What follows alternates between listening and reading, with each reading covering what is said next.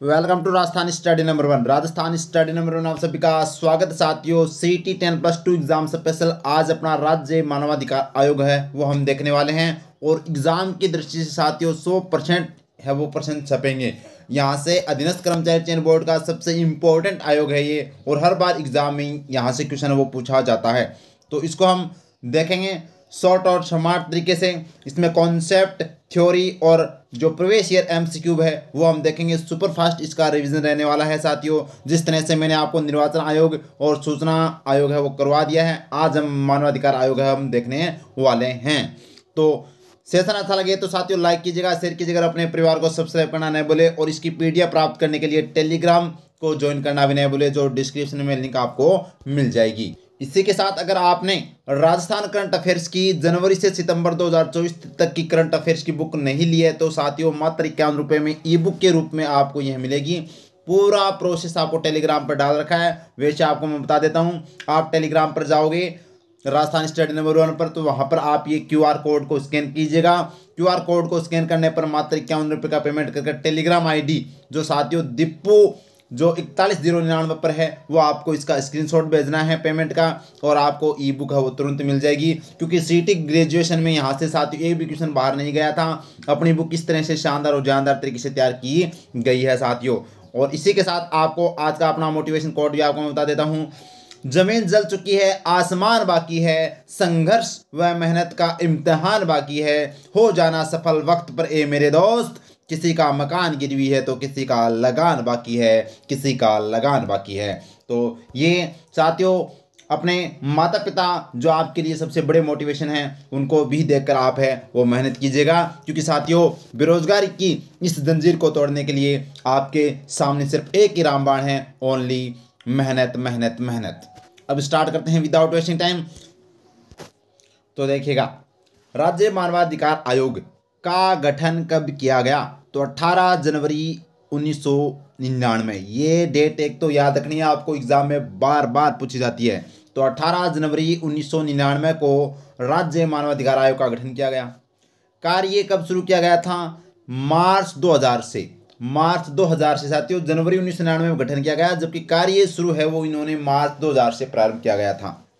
इसके अंदर अगर मैं सदस्य की बात करें तो साथियों प्रारंभ में एक अध्यक्ष व 4 सदस्य होते थे।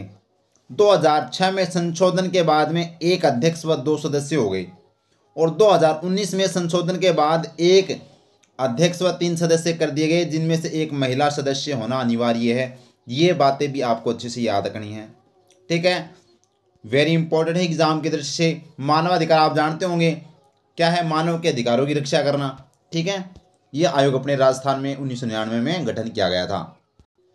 इनका कार्यकाल कितना होता है ये एग्जाम में बार बार पूछा जाता है, स्टार लगा लीजिएगा। अभी हाल ही में ग्रेजुएशन में भी पूछा गया था। राज्य मानवाधिकार आयोग का कार्यकाल कितना होता है? 3 वर्ष अथवा 70 वर्ष, जो भी पहले हो। 2019 में साथियों संशोधन कर दिया गया, 3 वर्ष और 70 वर्ष कर दिया गया। तो ये ध्यान रखना, राज्य मानवाधिकार आयोग के कार्यकाल कितना होता है? 3 वर्ष या 70 वर्ष होता है। नियुक्त कौन करता है भाई? तो राज्यपाल के द्वारा एक समिति की सिफारिश पर, राज्यपाल के द्वारा एक समिति की सिफारिश पर। और ये समिति बार बार पूछी जाती है कि यहाँ पर राज्य मानवाधिकार आयोग के जो मतलब सदस्य अध्यक्ष की जो मतलब नियुक्ति करने पर जो समिति बनाई जाती है इसमें कौन शामिल नहीं है? तो देखिए इसमें शामिल कौन कौन है? मुख्यमंत्री, याद रखना, वेरी वेरी इंपॉर्टेंट।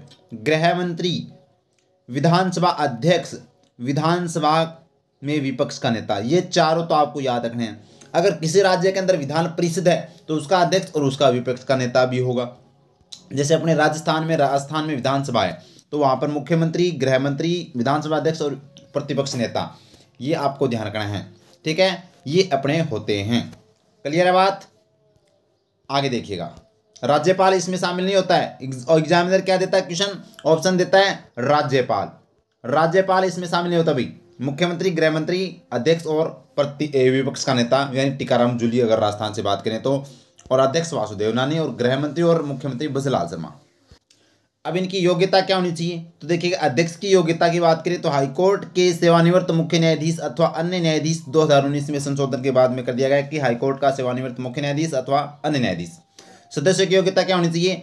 एक सदस्य हाईकोर्ट का न्यायाधीश हो अथवा रहा हो, एक सदस्य ऐसे होंगे जिन्हें मानवाधिकार संबंधी कार्यों का अनुभव हो और एक महिला सदस्य। ये अपने को ध्यान रखना है।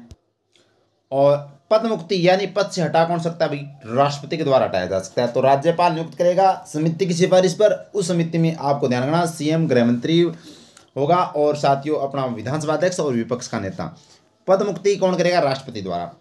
आयोग की अधिकारिता की मैं बात करूं तो साथियों राज्य मानवाधिकारों के उल्लंघन की जांच कर सकता है, लेकिन निम्न मामलों की जांच नहीं करेगा। ये भी एग्जाम में, अब ये जो मामले हैं ना, ये एग्जाम में बहुत बार पूछे जाते हैं।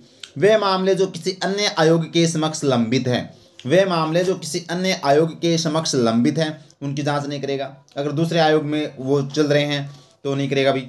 मानवाधिकारों के उल्लंघन के वे मामले जिन्हें घटित हुए 1 वर्ष से अधिक हो गए, यानी 1 वर्ष से अधिक का टाइम पीरियड हो चुका है, वो जो मुद्दे थे, मामले थे, उनको 1 वर्ष से अधिक हो गया तो उनकी जांच नहीं करेगा। अब इसके कुछ कार्य भी है, ये भी अपने को ध्यान रखना है। मानवाधिकारों के उल्लंघन की जांच करना, किसी न्यायालय में मानवाधिकारों के उल्लंघन से संबंधित लंबित कार्यवाही उस न्यायालय की अनुमति से हस्तक्षेप करना, राज्य सरकार के नियंत्रणाधीन जिलों और बंदीगृहों में जाकर वहां की जीवन दशाओं के अध्ययन करना व सुझाव देना, मानवाधिकारों की रक्षा हेतु बनाए गए संवैधानिक व कानूनी प्रावधानों को प्रभावी बनाने हेतु उनकी समीक्षा करना, ये सभी कार्य इसके हैं।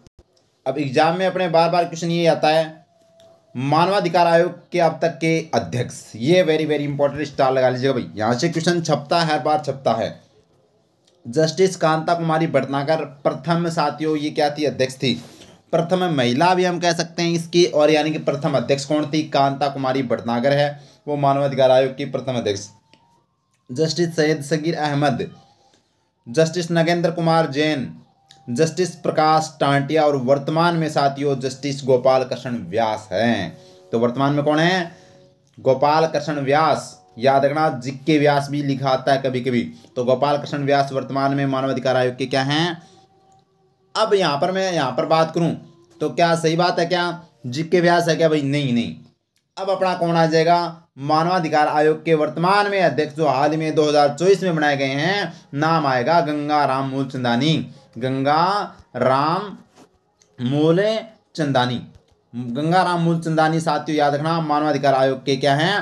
प्रेजेंट टाइम के अध्यक्ष हैं। वर्तमान अध्यक्ष कौन है? गंगा राम मूलचंदानी। उनसे पहले कौन थे?